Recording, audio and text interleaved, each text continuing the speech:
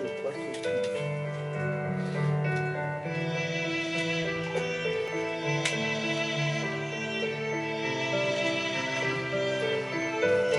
Vamos? O escutador teve a ver, está bom, é, não está solto.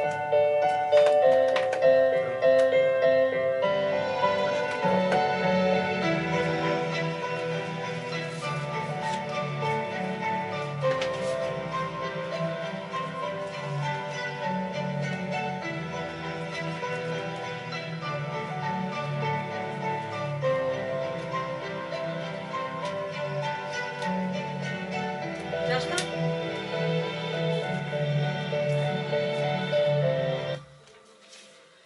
Olá, bom dia uma vez mais. Esta é a segunda hora do Bom Dia Açores e porque hoje é quinta-feira, connosco o Sr. Padre Vítor Arruda. Olá, muito bom dia. Bom dia, Célia, bom dia para a Ana. Olá, Ana, bom dia. Bom Bom dia, para todas as compadres. nossas os nossos ouvintes. Hoje é dia dos compadres. Bom dia para todos os meus compadres.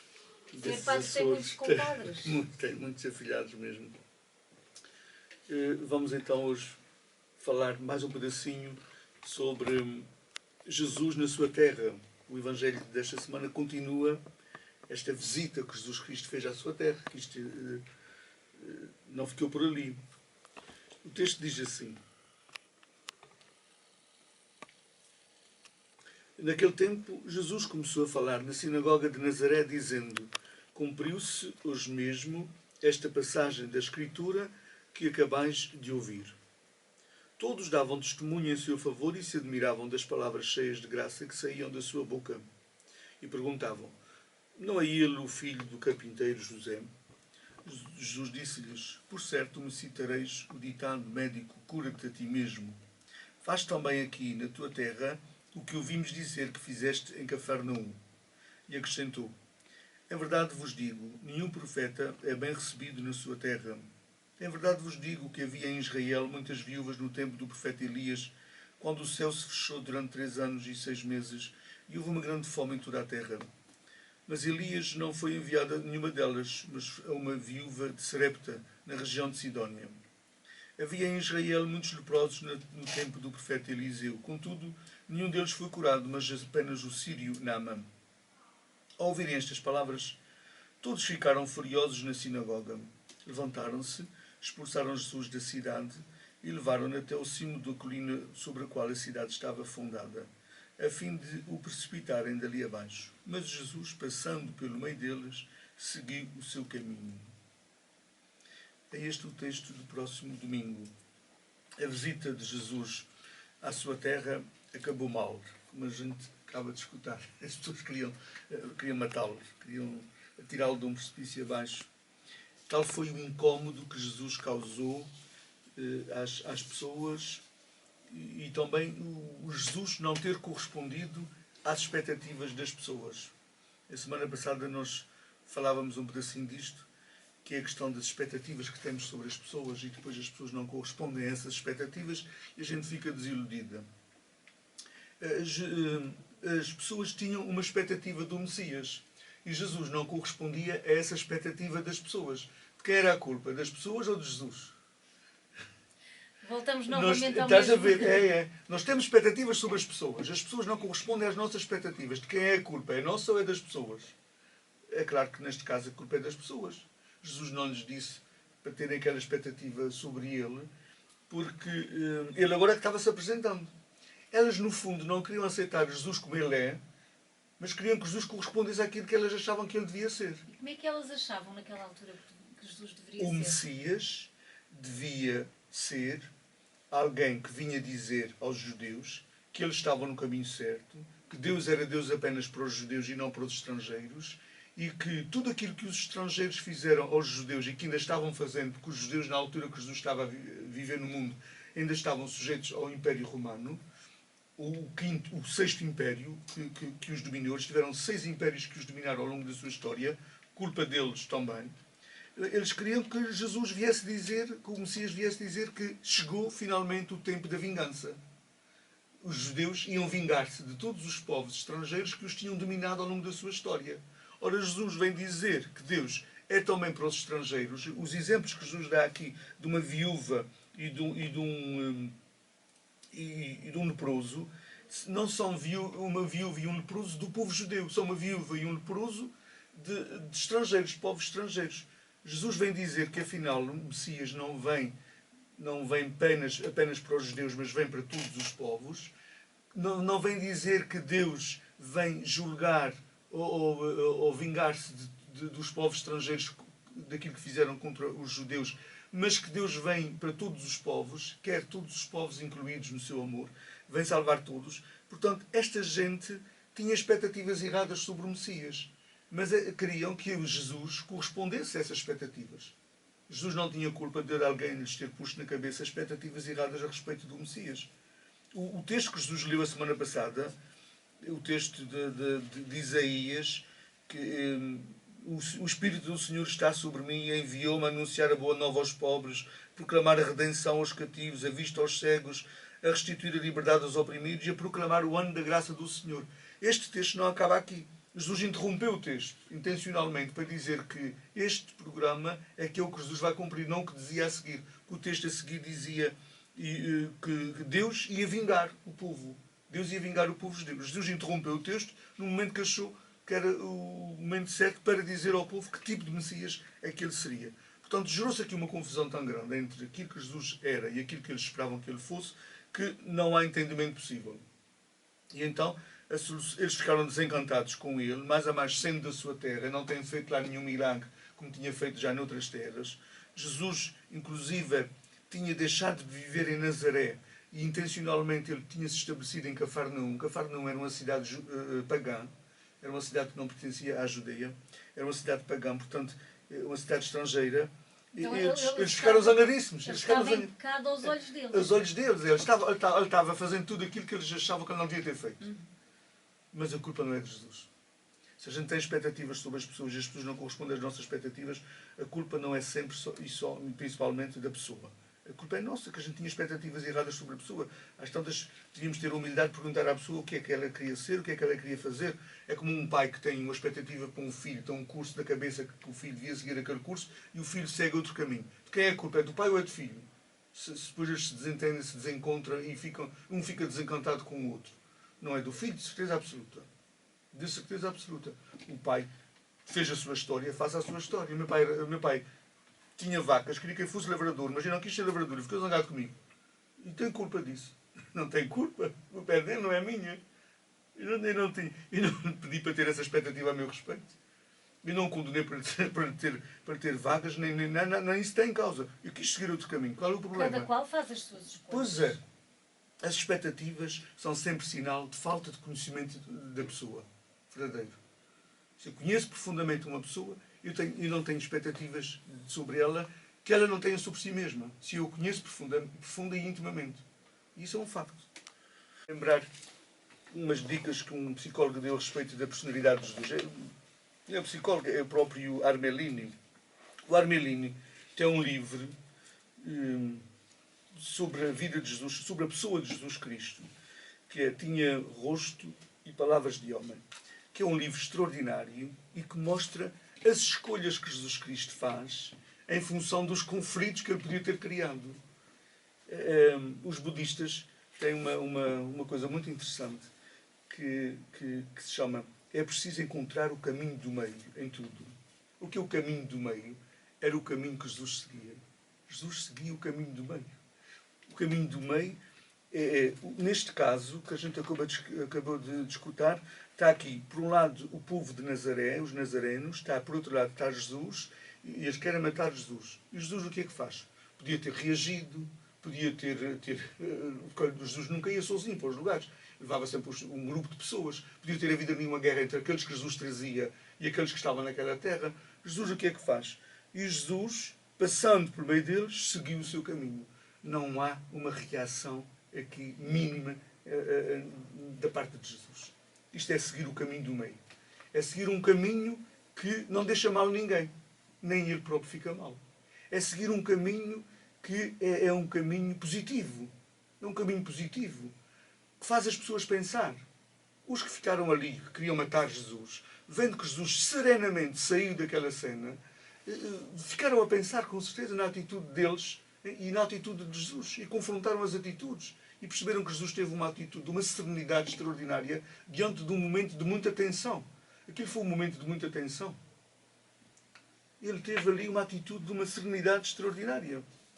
E então, o Armelino, nesse livro de Jesus, ele diz que Jesus praticava a proteção das emoções, que eu acho isso giríssimo. Os seus sentimentos não eram condicionados pelos sentimentos dos outros. Por exemplo, durante a última ceia, aqueles que o rodeavam estavam habitados por sentimentos de cobardia, alguns de traição, outros de negação, outros. E Jesus não se deixou levar por isso, mas permaneceu fiel aos seus sentimentos profundos e à sua decisão de entrega total por amor. Não pagou na mesma moeda. Judas ia trair Jesus, Pedro ia negar Jesus, os outros iam fugir cobardemente, ele acabou sozinho. E ele estava num momento mais excelente da sua vida, que era, ia ficar connosco através da Eucaristia. E ele não mudou minimamente os seus sentimentos nesta excelência deste momento, em função da mediocridade dos sentimentos que havia à sua volta. Ele não se baixou ao nível deles, ele não desceu àquele nível, ele não pagou na mesma moeda. Ele manteve-se fiel a si próprio. Isto é de facto extraordinário. Isto é que faz dele um mestre. Mesmo que ele não fosse filho de Deus, já isto valia para seguir-lo, para seguirmos Jesus. Uma outra coisa que Jesus também tinha era, ninguém fazia Jesus triste ou alegre sem o seu consentimento. Ele tem poder sobre si mesmo.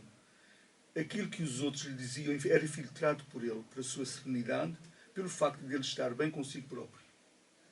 Ele filtrava, portanto, uma pessoa, às vezes a gente sai de casa bem disposto, encontra uma pessoa, ela diz-nos qualquer coisa e a gente já estraga o dia. Muda completamente. Eu não tenho que estragar o dia por nada que me digam. Eu estou bem comigo próprio, percebes? Jesus fazia isso. Ele fazia isso. Ele estava sempre na maior, como a gente diz atualmente. Estava sempre na maior. Porque quem está bem consigo próprio, nada lhe mexe consigo. E depois tinha o comportamento de Jesus, nunca foi condicionado pelo comportamento daqueles com quem ele se encontrou ao longo da vida. Quem mandava em Jesus era ele próprio. Ele não era levado pelos outros, ele não reagia, nunca reagiu. Agia em função de si mesmo, das suas convicções, e não em função daquilo que lhe estavam a fazer ou a dizer. Nunca reagiu a nada. É interessante vermos isso. Sempre fiel a si próprio e ao seu projeto de vida e de amor. Fosse o que fosse que lhe fizessem, ele era fiel a si próprio. Eu acho que isto tem muito a ver com aquilo que a gente acabou de escutar hoje. Era o caminho do meio. Jesus seguia o caminho do meio, que é um caminho que dá grandes lições. Dá grandes lições porque faz as pessoas pensar. Faz as pessoas pensar e muito. Porque se eu não sou assim, aquela pessoa é assim comigo, eu já fico mal disposto comigo próprio. Porque é que eu fui assim se ele teve uma atitude tão serena? E porque é que eu me exaltei? Porque é que eu fiz isto? Porque é que eu reagi? Porque é que sou outra pessoa? Já faz a pessoa pensar. Isso é bom. Este caminho do meio faz a pessoa pensar.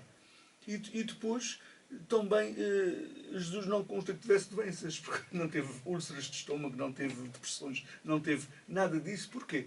Tinha esta atitude na vida. Tinha esta atitude. Tinha esta atitude que era extraordinária. E que eu concordo que é a atitude melhor, mas também, Sr. Padre, é obrigado a concordar comigo que ele teve sorte da reação dos outros. Porque os outros, se partissem para cima dele à pancadaria, ele não se conseguia safar. Ele não reagia à mesma. Ele teve sorte, porque hoje em dia, isso dá-me a entender, vamos pegar num exemplo prático. Eu estou em Lisboa, no metro, e vem alguém para me assaltar. Sim. E eu escolho o caminho do meio, ou seja, eu vou sempre para a frente da minha vida. Não reages. Não reajo, não lhe digo. Se eles quiserem vir atrás de mim com uma pistola, com uma faca, para me agarrarem, para tirarem a carteira e para me agredirem, eles vão fazer isso na mesma. E eu, independentemente do caminho que tomei, dás o dinheiro e continuas a tua vida.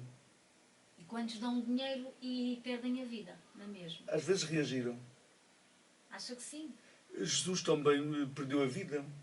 Por esta reação, ele perdeu a vida. Eu percebo que este é o melhor conselho, mas isto depende de nós. E os outros? Pois, depende de nós e dos outros. É claro que, atenção, estás a ver aqui, Jesus seguiu o seu caminho. Os outros queriam matá-lo, mas ele seguiu o seu caminho. Ele não quis matar ninguém. Claro. Na cruz, é a mesma coisa. As pessoas seguiram o seu caminho e conseguiram. Aquilo que não conseguiram aqui, que era matá-lo, conseguiram na cruz. E ele não arranjou soldados, não arranjou defesa, deixou-se matar. Deixou-se matar. Há uma coisa que é muito importante para Jesus e que às vezes até assusta dizer-lhe desta forma, é que para Jesus a vida neste corpo não é um valor absoluto. Ou seja, se o meu corpo tem que morrer, morra, não tem problema nenhum. Percebes? Já não se defendeu no corpo. Não temos direito à legítima defesa. Para Jesus, não, ele não quis saber disso, percebes? Ele não quis saber disso. Isso são conceitos que vieram depois. Por isso é que Ele não quis são saber coisas disso. diferentes. Ele não quis saber. Porque para ele, a vida neste corpo não é um valor absoluto. Eu vou morrer de alguma coisa algum dia. Percebes? Eu vou morrer de alguma coisa algum dia. E morre-se em todas as idades. Morre-se em todas as idades. Mas é bom termos amor à vida. Consola, mas a vida não é só isto. A vida não é só isto. A vida não é só isto, percebes? Mas a vida não é só isto. Jesus quis-nos abrir a mente para outras dimensões da vida. E a vida não é só isto. A gente às vezes agarra-se à vida de tal maneira neste corpo e agarra-se à vida das pessoas que amamos nesse corpo e depois quando elas morrem a gente fica completamente desnorteados porque a gente estava pensando que elas eram eternas. Como é que tu pensas que também sou eterno? Não somos eternos neste corpo. Não somos eternos. E Jesus nunca absolutizou a sua vida no corpo, neste mundo. Nunca absolutizou. Até porque nunca se defendeu. Nunca se defendeu de nada. Correndo perigos como a tudo, que ele criou inimigos desde o início. Ele criou inimigos desde o início. Quem é assim, cria inimigos. Quem tem estas atitudes, cria inimigos. E sabe que vai morrer de uma forma ou de outra. O Francisco, o nosso Papa Francisco, o Zimmermann, Henrique Zimmermann, jornalista na Palestina, em Israel, o nosso jornalista em Israel, um dos nossos jornalistas em Israel, o Francisco deu-lhe uma entrevista e o Francisco, começando a tomar aquelas atitudes que a gente sabe que ele tomou, o Zimmermann disse assim, mas você corre perigo de vida. E disse assim, qual é o problema? Eu tenho que morrer. Qual é o problema? Isto é pessoas que estão na posse da sua fragilidade neste mundo, que é isso. Eu sei que vou morrer por aquilo que digo ou por aquilo que faço. Pensou o Francisco. Qual é o problema disso? Não há problema nenhum que me tire a vida por causa disto. Eu não vou mudar. Jesus também foi assim. Ele não mudou 1 milímetro a sua maneira de ser, aquilo que ele pensava e aquilo que ele dizia, só porque corria perigo de vida. Não se acobardou. Não há problema nenhum. Eu morro pelas minhas convicções. Por isso é que ainda hoje se fala de Jesus, porque ele morreu pelas suas convicções. Ele não foi cobarde, ele não fugiu, ele não preservou mais uns dias de vida. Ficar mais uns dias, eu também morro tão cedo, com 39 anos, podia morrer mais tarde. Não, podia aguentar mais uns dias de vida. Vou dar a volta àquilo que estou dizendo, para ver se aguento mais uns dias de vida, para ver se os meus inimigos não me apanham. Jesus não teve problemas nesse sentido. Não teve problemas absolutamente nenhums. Por isso é que uns ficam na memória e os outros são esquecidos. É isso mesmo. Quem fica na memória é quem não se agarra a esta vida. Quem fica na memória é quem não se agarra a esta vida, que é capaz de dar a vida por um objetivo. Não é só Deus, não é só Jesus. Há muita gente neste mundo que deu a vida por objetivos. Olha, por projetos, por sonhos. Martin Luther King. É isso. Lutou pela sua liberdade. Ele sabia que corria perigos terríveis nos Estados Unidos naquela altura. Estamos nos anos 60 e tal. Ele sabia que... E daí? Ele mudou algum milímetro? Não mudou. Não mudou. E foi morto. Foi tinha morto. Um sonho. E conseguiu. Conseguiu, logo a seguir. Atualmente o Presidente dos Estados Unidos é negro. Portanto, é preto.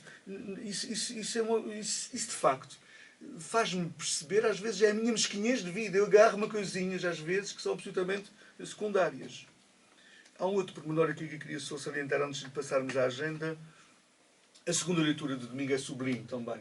É 5 estrelas. É muito para ti. Daquilo que a gente falou na semana passada. É o hino do amor de São Paulo. Das coisas mais sublimes que existe. Dos poemas mais bonitos que existe à face da terra. Diz do amor. O amor é paciente. O amor é bondoso. O amor não é invejoso. O amor não é altivo. O amor não é orgulhoso. O amor não é inconveniente. O amor não procura o próprio interesse. O amor não se irrita. O amor não guarda ressentimento. O amor não se alegra com a injustiça, mas alegra-se com a verdade. O amor tudo desculpa, tudo crê, tudo espera, tudo suporta. O amor não acaba jamais. Acho isto sublime. Sublime. São Paulo só diz uma coisa destas porque alguém viveu desta forma. Não é um sonho que ele tinha que o amor fosse assim. Não, isto é uma forma de viver que foi passada para o papel. É uma forma de viver passada para o papel. Passada para o papel, percebes? As nossas mães, os nossos antigamente, viviam desta maneira. Suportavam tudo, eram pacientes. É uma coisa impressionante.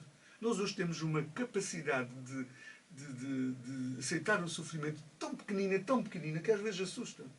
Às vezes assusta. Há pessoas que desmaiam com um corte num dedo e eu lá tenho uma pessoa com 3 cancros. e aguentando-se felizes e livres e fortes. Nós somos muito frágeis, por uma razão muito simples. É que a gente não trabalha o nosso interior. A gente não investe no nosso interior. A gente investe em casas, em carros, em valorização no trabalho. E isto, nada disso é mau, nada disso é mau. Mas não investe nas nossas emoções, nos nossos sentimentos, na cura do nosso interior, nas nossas memórias. Não investe nisso. Por isso é que a gente rebenta por qualquer coisa, por isso é que a gente vai-se abaixo por qualquer coisa, por isso é que a gente está sempre em conflito uns com os outros, porque a gente está sempre em evolução dentro de nós. A gente não investe. Jesus não tinha carro, não tinha casa, não tinha bens, não tinha nada. Tinha uma força interior extraordinária, tinha uma personalidade fortíssima, tinha umas emoções muito trabalhadas, tinha uns sentimentos ali muito profundos. Porquê? Porque ele investia nisso. Investia nisso. São desafios que são bons a partir do nosso Mestre, que é Jesus Cristo. Muito bem. Mas por acaso é muito bonito. Eu acho sublime. Eu também quero dizer que está aí já o livro do Papa Francisco, O Nome de Deus é Misericórdia. Já tenho.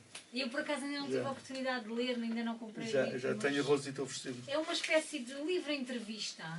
Aquilo é uma conversa. Já ouvi algumas... É uma conversa que ele tem com uma jornalista e depois foi passada para o papel.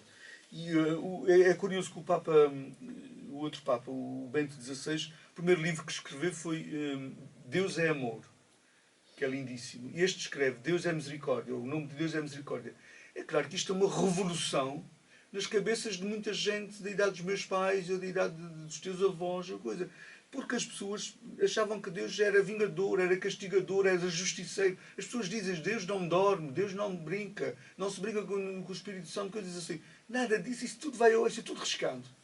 É claro que um Papa que escreve coisas destas contra um mundo que pensa contra uma Igreja Católica que pensa de outra forma, o maior perigo do Papa não é fora da Igreja, é dentro da Igreja. Os inimigos do Papa estão dentro da Igreja. São aqueles que querem uma Igreja sempre igual, com as mesmas ideias, com as mesmas ideias de sempre, não querem mudar nada. Estes dois Papas, o Bento XVI, parecendo que era um homem conservador, mas que o primeiro livro que escreve é Deus é Amor, é um homem que já queria dizer uma mensagem logo. Isso é para pôr no lixo, ponham vocês no lixo, como eu também pus, todas as ideias erradas que têm de Deus. E toca a encher a vossa mente com ideias novas. E a primeira é esta, Deus é Amor. Este Papa, o primeiro livro que escreve como Papa, porque os outros são encíclicas, mas isto é um livro pessoal dele, é Deus é Misericórdia. Quer dizer que está tudo perdoado. Ele está dizendo com isto: ponham no lixo o inferno, ponham no lixo o purgatório, tudo isto desaparece. Isso acabou. Acabem com isso. Já acabou. Mas os portugueses, e eu falei hoje neste livro por motivo, ele está nos 3 livros mais lidos e vendidos em Portugal esta semana. O livro é muito interessante porque é pequeníssimo. Quer dizer que lê-se no estante. Vale a pena. Eu acho que sim, é isso mesmo. E por arrasto as pessoas vão ter que ir. Mesmo aqueles que são teimosamente conservadores e antiquados e querem as coisas antigamente, teimosamente, esses também vão se sentir ridículos. Vai chegar uma altura que eles vão se sentir ridículos e ou aderem ou deixam de ser católicos. Não há problema nenhum. A Igreja não é uma questão de número. A Igreja é uma questão de seguidores de Jesus Cristo. Recordo que amanhã, hoje há missa na Matriz, às 18h30, amanhã temos missa em São de Espírito, que será em Santo António às 15h30, a última sexta-feira do mês é em Santo António, a missa lá em cima. Recordo que no próximo domingo temos as missas no horário normal, sábado às 18 horas no aeroporto, domingo 10 horas Matriz e São Pedro, 11h15 Santa Bárbara, 11h30 Almagreira, 12h30 Santo Espírito. Próxima semana, destaque na terça-feira, nos outros dias há missa no horário normal, na terça-feira não há missa em São Pedro, porque é o dia da Senhora das Candeias, e este ano a festa da Senhora das Candeias é no próprio dia, no dia 2 de fevereiro. As noites os dias já estão maiores, a missa será às 7 horas, com a bênção das candeias. Um apelo a toda a gente, dá um passeio a Santo Espírito nesse dia 2, para a festa das candeias. Vai estar cá do António, vai estar cá o Padre João Bairros, é um grupo dos Estados Unidos, de Hudson, o grupo de Nossa Senhora das Candeias vai estar cá, que vai participar também na festa. Eles vão vir ao Bom Dia Açores na segunda-feira. Eles vão participar na festa, no próprio domingo, próximo domingo até, a partir das 20h30, no Pavilhão Desportivo de Santo Espírito, há um serão cultural espirituense haverá comes e bebes, as tradicionais malaçadas, o grupo folclórico da Casa do Povo de São Espírito vai atuar, a banda Recreio Espirituense também, o Ernesto Bica e o Roberto Freitas, o grupo Nossa Senhora das Candeias de Rato Santo dos Estados Unidos e a Nova Geração, que é um grupo jovem de lá, de São Espírito. Faz parte deste programa das festas deste ano da Senhora das Candeias, promovido pela Comissão de Festas deste ano de São Espírito, que é a festa de Santo António, que também tem sempre a cargo a festa da Senhora das Candeias. Próximo domingo será à noite, quem quiser passar lá em São Espírito, no pavilhão desportivo, a entrada é livre. Recordo também as sopas deste fim de semana, não é? As sopas do Espírito Santo. É assim, as sopas para angariar para o Senhor Santo Cristo dos Milagres, não me sei agora, ficaram adiadas para o dia 6 e 7, porque este fim de semana os finalistas também iriam fazer sopas. E então para não haver simultaneidade, vai ser para outra semana. Este fim de semana é para os finalistas, para angariarem, no dia 6 ao jantar e no dia 7 de fevereiro ao almoço, então é que fica para angariar fundos para as festas do Senhor Santo Cristo. Eu também queria relembrar as pessoas que as inscrições para a Romaria estão abertas até ao final deste mês. Até ao final deste mês tem que se inscrever. Nós temos divulgado os números. Já a primeira reunião será sexta-feira, já aqui na Capela do Aeroporto. Já podem participar na reunião. A que horas é que às 20 horas, aqui na Capela do Aeroporto, sexta-feira. Podem participar na reunião. A sua inscrição já é a primeira participação na reunião. Porque a Romaria este ano vai ser mais cedo. Dia 27 de fevereiro. É, porque no sábado que eles iam é o dia do pai e, portanto, há festas no aeroporto, na Capela do Aeroporto, do dia do pai, não se pode, a Capela não comportaria todas as pessoas. Portanto, façam um apelo, participem, inscrevam-se já participando na primeira reunião na próxima sexta-feira. Um bom dia para todos nós, um bom dia de compadres, que no fundo é celebrar os nossos relacionamentos, dando sempre o nosso melhor. Bom dia. Obrigada, bom dia.